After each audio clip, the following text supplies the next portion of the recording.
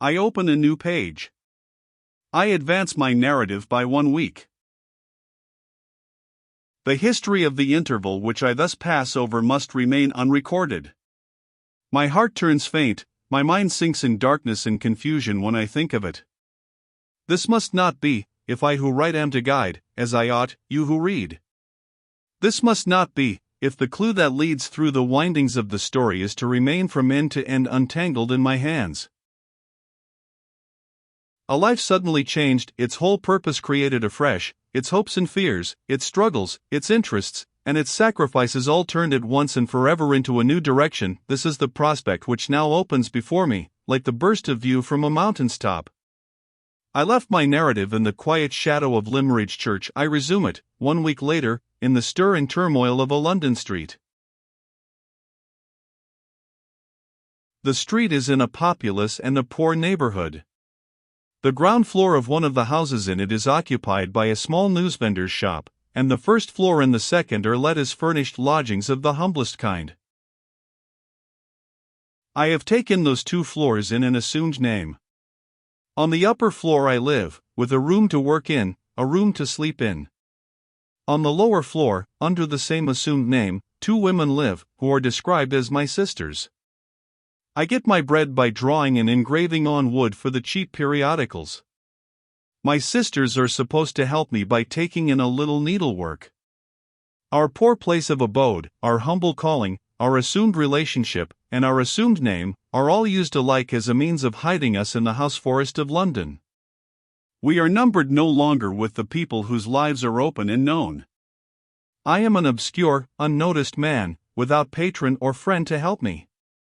Marian Holcombe is nothing now but my eldest sister, who provides for our household wants by the toil of her own hands. We too, in the estimation of others, are at once the dupes and the agents of a daring imposture. We are supposed to be the accomplices of Madame Catherick, who claims the name, the place, and the living personality of dead Lady Glyde. That is our situation. That is the changed aspect in which we 3 must appear, henceforth, in this narrative, for many and many a page to come. In the eye of reason and of law, in the estimation of relatives and friends, according to every received formality of civilized society, Laura, Lady Glyde, lay buried with her mother in Limmeridge churchyard. Torn in her own lifetime from the list of the living, the daughter of Philip Fairley and the wife of Percival Glyde might still exist for her sister, might still exist for me, but to all the world besides she was dead. Dead to her uncle, who had renounced her, dead to the servants of the house, who had failed to recognize her, dead to the persons in authority, who had transmitted her fortune to her husband and her aunt, dead to my mother and my sister, who believed me to be the dupe of an adventuress and the victim of a fraud, socially, morally, legally dead. And yet alive. Alive in poverty and in hiding. Alive, with the poor drawing master to fight her battle, and to win the way back for her to her place in the world of living beings. Did no suspicion, excited by my own knowledge of Anne Catherick's resemblance to her, cross my mind, when her face was first revealed to me? Not the shadow of a suspicion, from the moment when she lifted her veil by the side of the inscription which recorded her death. Before the sun of that day had set, before the last glimpse of the home which was closed against her had passed from our view, the farewell words I spoke, when we parted at Limmeridge House, had been recalled by both of us, repeated by me, recognized by her. If ever the time comes, when the devotion of my whole heart and soul and strength will give you a moment's happiness, or spare you a moment's sorrow, will you try to remember the poor drawing master who has taught you? She, who now remembered so little of the trouble and terror of a later time, remembered those words, and laid her poor head innocently and trustingly on the bosom of the man who had spoken them. In that moment, when she called me by my name, when she said, "They have tried to make me forget everything, Walter, but I remember Marian, and I remember you," in that moment, I, who had long since given her my love, gave her my life, and thanked God that it was mine to bestow on her. Yes. The time had come.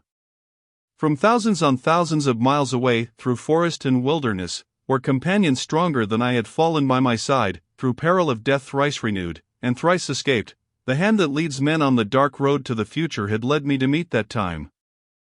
Forlorn and disowned, sorely tried and sadly changed, her beauty faded, her mind clouded, robbed of her station in the world, of her place among living creatures. The devotion I had promised, the devotion of my whole heart and soul and strength, might be laid blamelessly now at those dear feet. In the right of her calamity, in the right of her friendlessness, she was mine at last. Mine to support, to protect, to cherish, to restore. Mine to love and honor as father and brother both. Mine to vindicate through all risks and all sacrifices, through the hopeless struggle against rank and power, through the long fight with armed deceit and fortified success, through the waste of my reputation, through the loss of my friends, through the hazard of my life.